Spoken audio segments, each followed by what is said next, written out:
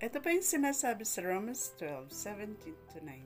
Sabi niya dito, do not repay anyone evil for evil. Be careful to do what is right in the eyes of everybody. If it is possible, as far as it depends on you, live at peace with everyone. Do not take revenge, my friends, but leave room for God's wrath. For it is written, it is mine to avenge. I will repay, says the Lord. Ayan. Napakaganda po ng verse na po. Kaya dapat talaga hindi po tayo naghihiganti. Hindi ba? Sabi dito, I will repay, says the Lord. No? Kasi nga po, sa ating situation ngayon sa ating bansa, di ba? Kitang-kita natin kung ano mga ginagawa ng mga taong naghahangad na ibagsak ang ating presidente. Pero ang ating presidente, kulang siya. Hindi siya masyado nagsasalita. Although, pag nagsalita siya, matindi-tindi rin, di ba? Sabi niya kay Jonathan Morales ay, he is a professional liar.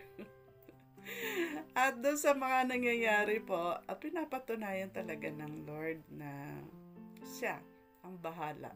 Sabi niya sa Psalm 103 verse 6, di ba? Sabi niya doon na the Lord works vindication and justice for all who are oppressed.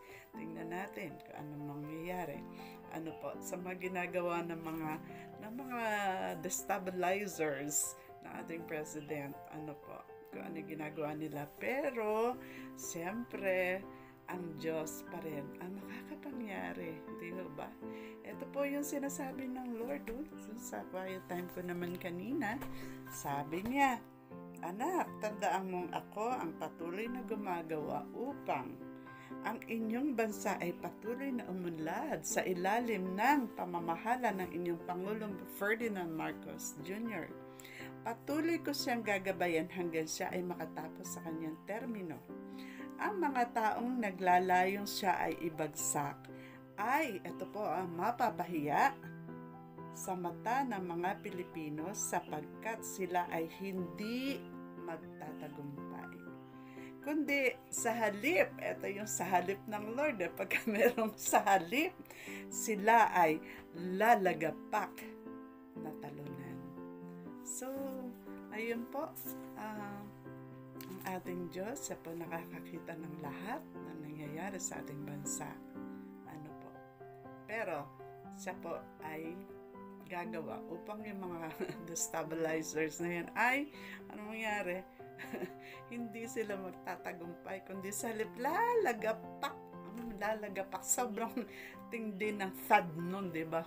Bagsak. Ay, sa natalunan. Ayan, lalagpak silang talunan. So, yun po. Kasi ang Diyos, meron siyang plano para sa ating bansa. Gusto ng Panginoon na ang ating bansa ay umunlad at pumayapa, prosperous and peaceful. Yan po yung gusto ng Lord. At yan na ilagay na niya sa puso ng ating Presidente Ferdinand Marcos Jr. No po?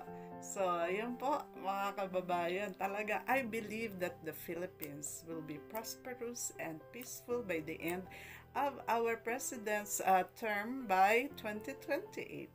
Ayan. So, praise the Lord. So, dapat po natin, supportahan natin na ating Presidente. Patuloy natin siya ipanalangin. Ano po? Dahil siyempre may kalaban na ating Presidente, no? Mga taong walang pagkakilala sa Diyos at pinananahanan ng mga espiritong gumagawa, mga espiritu ng pagkagahaman. Yan po ang gumagawa sa ating mga destabilizers. Yan, sa ating bansa. Nako naman, mga kababayan, ayaw natin yan.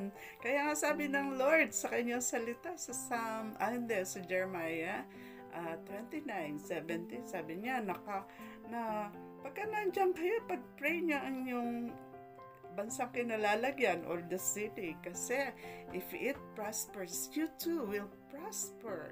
So, yun po mga kababayan, talagang magpa-prosper ang ating bansa as we pray for our president, for our country, for our government officials. Di ba? At na ina-address natin yung spirit of greed na gumagawa sa pamamagitan ng mga taong ito. Sabi ng Lord, itong mga taong ito gustong magbalik sa pwesto. Alam na natin kung sino yun, di ba? Pero, hindi sila magtatagumpay, kundi sa halip, sila ay lalagapak na talunan. Ang ating Diyos ay mapagtagumpay. Siya ay makatwiran. Kaya yung mga sinusuportahan, makatwiran. At saka siyempre ang kanya itinalagang presidente. Sino ba? Di si President Ferdinand Marcos Jr. na noong araw pa lang, no?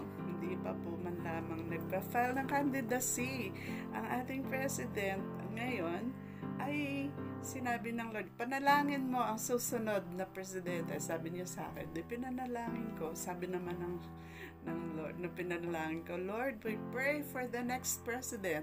And then, as I listened to him, pinakita niya, alam niya kung sino pinakita niya sa vision. Pinakita niya si BBM pa lang at that time. Kaya, at that time, alam ko na si BBM ang magiging president. Pero, yun nga, kailangan patuloy siya ipanalangin mga babae. At itong mga kalaban, yung lumalaban sa kanya, hindi naman niya kalaban, din niya nilalabanan. No, kasi alam ko, friend niya naman si Sara Duterte. Ay, yung tatay na ng matindi, di ba? Kaya, ayun, ang ating president magpapatuloy pa rin siya sa kanyang pangunguna sa ating bansa. At ito ay aahon mula sa kahirapan. Tayo po ay magiging matagumpay, magiging prosperous sa ating bayan. I believe that. And that's what we should be praying for. So ito po si Lola Madam nagsasabi sa inyo na kapag ang Diyos ang ating gabay, kaya sa'yo ng buhay. God bless everyone. Bye.